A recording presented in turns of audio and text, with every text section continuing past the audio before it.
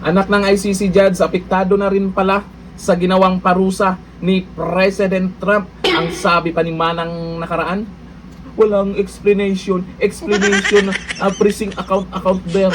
Ang sabi niya. Pero ang masasabi ko lang sa kanya,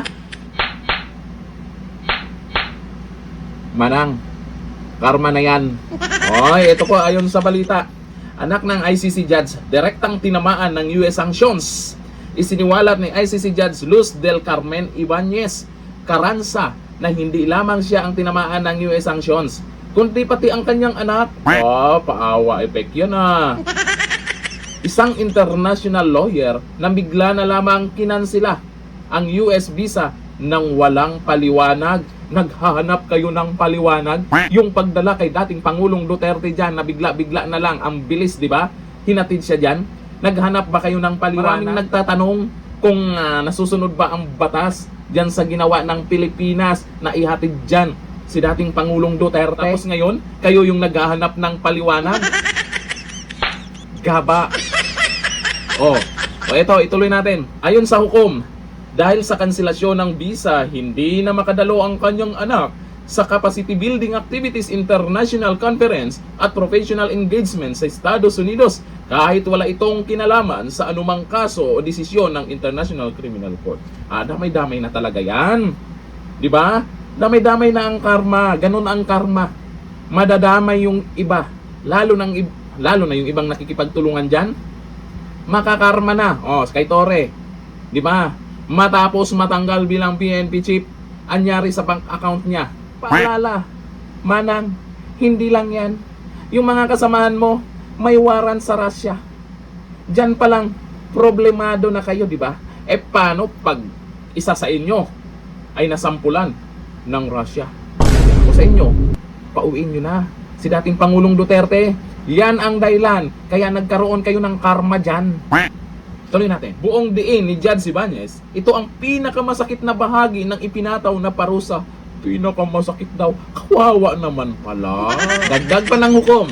Ayon sa kanyang mga kasamahan sa ICC, hindi isolated case ang kanyang karanasan.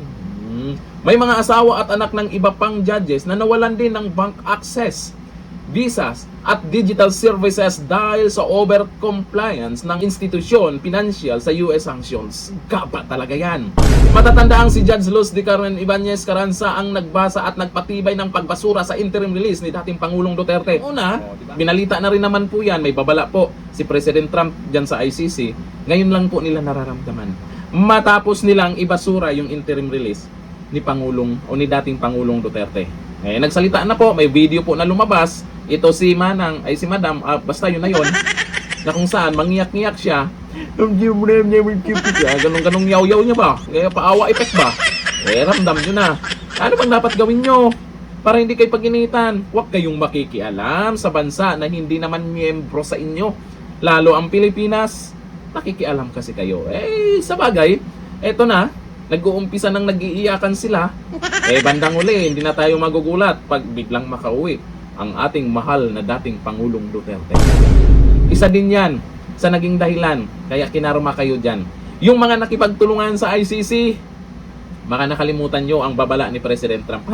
Ingat-ingat kayo ito lang naman ay inilabas po dahil hindi po ito fake news Kalat na po yung video ni Madam na kung saan nagsasalita na siya. At binalita na rin po yan sa ibang balita. Pero ibang media, bakit tahimik dito Bakit ba? Ayon po dito kay Manilo Baruda Duwag, maagang pamasko. Merry Christmas para sa kanila. Sabi ni Yori Karma. Sabi ni Verdi Cruz Dela, good for you, wag kayong mangialam sa ibang bansa na gumagana ang justice system. Correct. Gaya po ng Pilipinas, di ba? Bakit kayo sila nakikialam? Ang sabi ng iba, baka daw pumaldo sila, kaya nakikialam na. Sabi ni Kiko, ganda ng regalo sa inyo ngayong Pasko. Deserve.